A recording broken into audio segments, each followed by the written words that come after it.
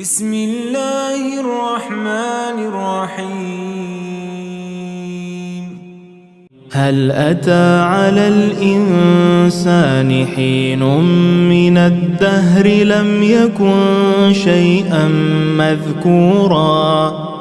إنا خلقنا الإنسان من نطفة أمشاج نبتليه فجعلناه سميعا بصيرا إنا هديناه السبيل إما شاكرا وإما كفورا إنا أعتدنا للكافرين سلاسل وأغلالا وسعيرا إن الأبرار يشربون من كأس كان مزاجها كافورا عينا يشرب بها عباد الله يفجرونها تفجيرا يوفون بالنذر ويخافون يوما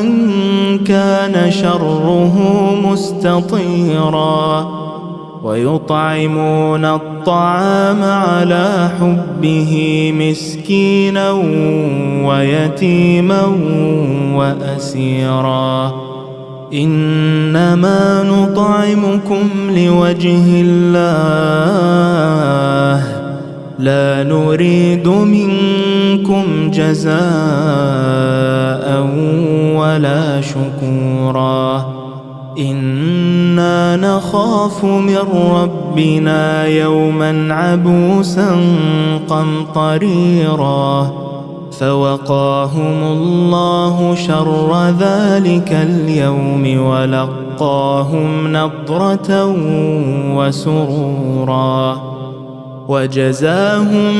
بما صبروا جنة وحريرا متكئين فيها على الأرائك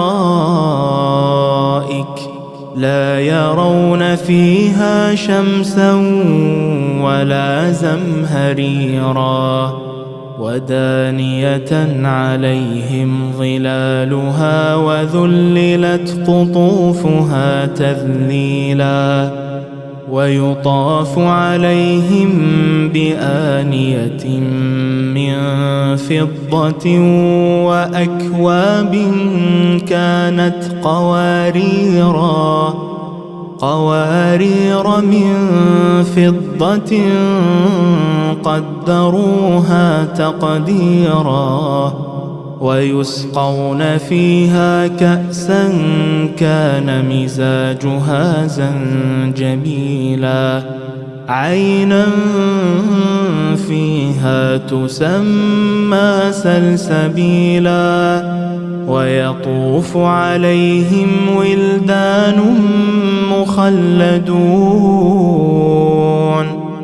إذا رأيتهم حسبتهم لؤلؤا منثورا